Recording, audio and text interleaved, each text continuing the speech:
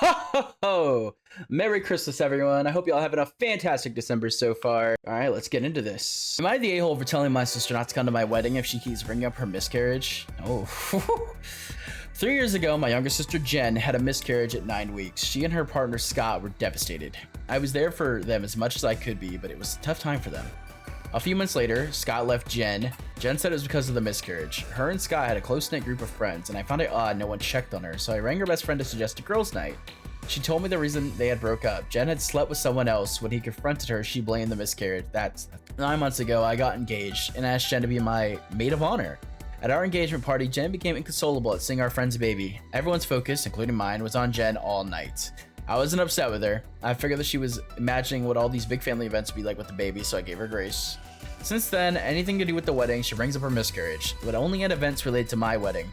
I asked her to help me pick my flowers. She lost it when she saw the baby blue roses. She's convinced she was having a boy. We had to leave. When we went wedding dress shopping and she picked out a maternity bridesmaid dress and asked to try it on so that she could see how she would have looked. When she did that, I thought she's actually lost it and had to walk away when she started stuffing a cushion up her dress. I have tried to talk to her about going to counseling again, but she's insisting this is a normal part of the grieving process. No. She planned my hen party, which I was so grateful for, but I found out she sent everyone a list of rules, which included no talking about pregnancy or kids, no wearing baby blue, etc., etc. I confronted her, but I was gentle about it. I suggested counseling again and said I was there for her, but also that she wanted to impose any other rules on anything to do with my wedding. She had to come to me first. It all came to a head when one of my friends and bridesmaids announced she was pregnant. She will be 7 months at the wedding. After the announcement, Jen called her and said it would be best if she didn't come because she couldn't maintain her peace. If she was forced to be reminded of the loss of her child, I lost it when I found out and said she was using her miscarriage to get attention. If she made one more demand or made a single comment about it, about anything wedding related, she was uninvited. And in either case, she is no longer my maid of honor. Since then, Jen has told everyone I've dumped her for my wedding for being too upset about the loss of her baby. In retaliation, and told everyone and anyone who will listen to the real reason her and Scott broke up. Half our friends and family think I'm an a-hole, half think she is. I'm still horrifically angry and stuck in a place where I'm not sure if I'm rightfully angry or should be more understanding. Am I the a-hole? Yeah, no, you're not. It's Jen. Jen needs to go to therapy, bro. And like miscarriages are horrible. I feel for her there, right? That's a horrible thing to happen. However, making your friends a whole wedding about you is just insane narcissist behavior. Like, no thank you. Anyway, we have an edit. A couple people have said I went too far telling people the reasons why she broke up with Scott. Nah.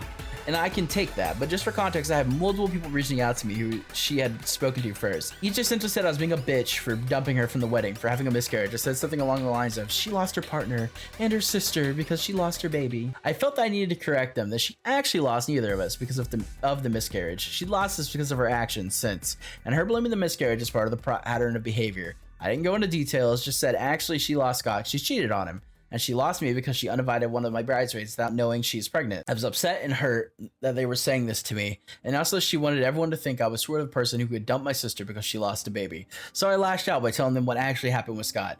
I suppose it was a way to defend myself. But again, if the consensus is that this was too far, I'll accept that and take it on the chin. Thanks for the feedback, everyone. Someone mentioned the phrase weaponized grief, and seeing that written down, that's what it feels like. She didn't deal with her grief at the time she had the miscarriage, but I'm surprised that it's presented itself now in the way that it has. Now, part of me wonders if she is seeing me get married and thinking it should have been her and Sky. Perhaps her feelings of guilt over what she did and not dealing with the grief have caused her to have some sort of mental break. I'm not sure, but I'm glad to see the consensus that I was right to set the boundaries I did. This gives me some measure of peace as we get closer to the wedding. Although, if it comes to it and she's not there, I'll still be absolutely devastated. Alright, here's a bit better one. Am I the a-hole because I demand normal restroom hygiene? I don't really know if this fits in here or some other subreddit. I think I need a reality check. 32-year-old male. I'm visiting my family for Christmas party and noticed our youngest family member, 7-year-old, forgetting proper restroom hygiene, not flushing properly, not making sure the toilet is clean afterwards, not washing hands until she gets if she did it, and if not, that she's got to do it. Her age makes it somewhat problematic, but she's a kid. She's got leeway. Happens. Observe and remind her until it sticks. Now, a few days after, I've seen it myself multiple times. I started to feel unwell in the bowels with typical symptoms. Mentioned it to my mother and stated the probable cause for this string niece's behavior. My mother, 52-year-old woman, started laughing and literally making fun of my statement towards my grandmother and asking why our niece should do that. For me, because it's just standard behavior to wash your hands with every trip to the bathroom. Yes.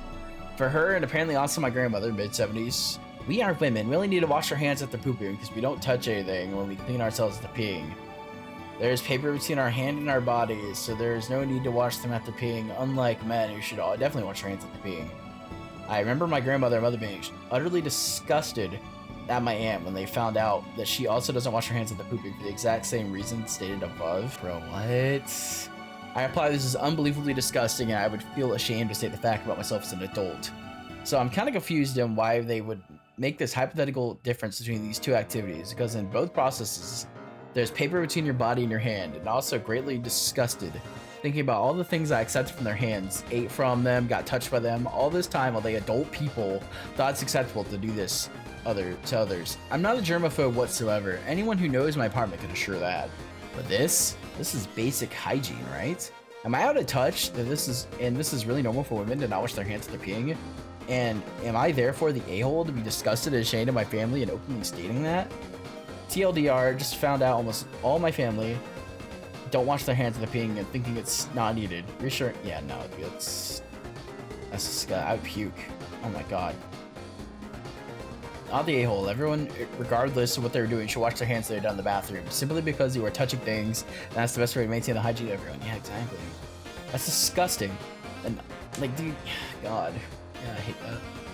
Ugh. I, 19 female, met my locked post. Oh god. Reddit moment.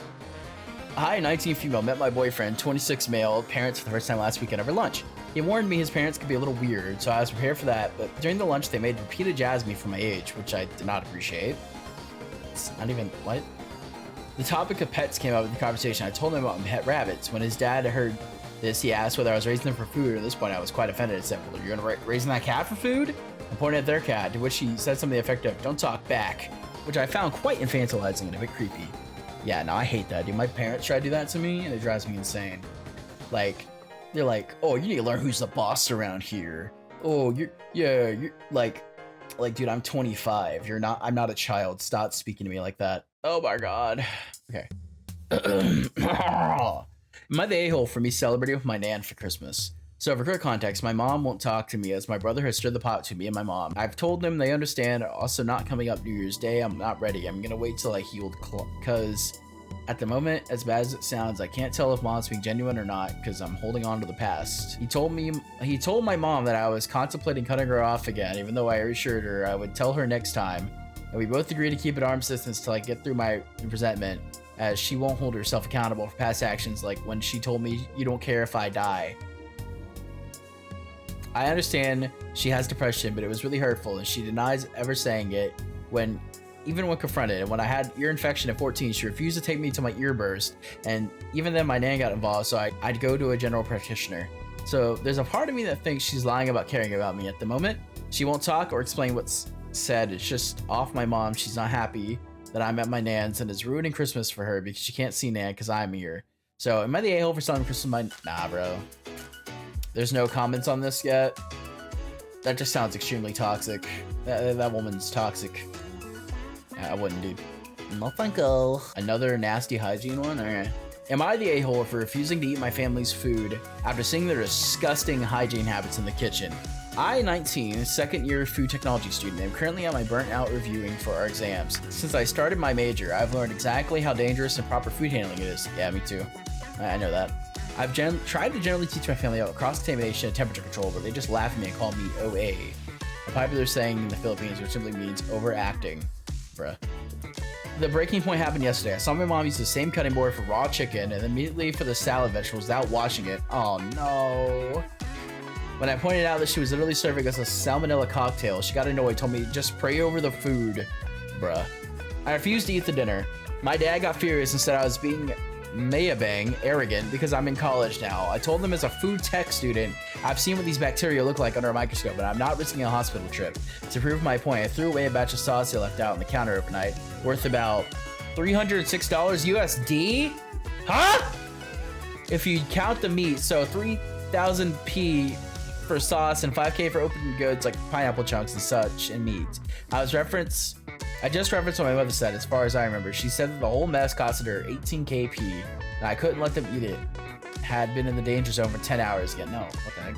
Now the whole house is silent. My mom is hurt. She thinks I'm disgusted by her. My dad says I'm an a-hole for acting like a professor and wasting food. I feel like I'm the only one being sane here. I love them. I don't want them to get sick, but they treat me like a villain just so I'm using my education to keep us safe.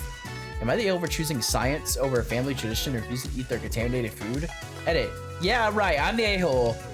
I already tried to reach out to my dearly loved mother and father, compensate the things I did. Actually, I actually felt bad. Actually, I already felt bad at the time. I knew my mother cried because of me. I've never made her cry, but I feel like they don't get me. Ooh, another wedding. Yes. Am I the a-hole for leaving my sister's wedding? Before we get started, I will be using fake names. I, 34 female, was invited to my sister's 33F's wedding. Obviously, I wouldn't decline because this is my sister's wedding. I do have issues with her husband, 33 male, though, because the last time I saw him, he made a snide comment towards me. He also fat shamed me when I was helping my sister pick out dresses for the wedding. My sister, Eleanor, didn't know her husband, Michael, had been rude to me in the past, so she didn't say anything. Fast forward to the wedding day, I go to the venue and it looks beautiful. The day goes about as normal until during the dance part of the wedding. Michael splashes red wine on my dress. Eleanor saw it and didn't do anything, so I stormed out. For context, my sister is a bit shy person and doesn't really know how to call people out because she always worried about the little things. I don't know what I should do next. Please give me some advice. Edit 1. My dress was beige. My sister's was white. Okay. She said I could wear beige as long as it looked too close. Yeah, okay. What? See, I was under the impression, yeah, usually you like splash red wine on someone's dress if they're wearing a white dress to a wedding, because you don't do that. You're not supposed to do that. So I was like, oh, does she wear white or something? Nah, it's beige. Like, bro, nah, beige wedding dress. Oh,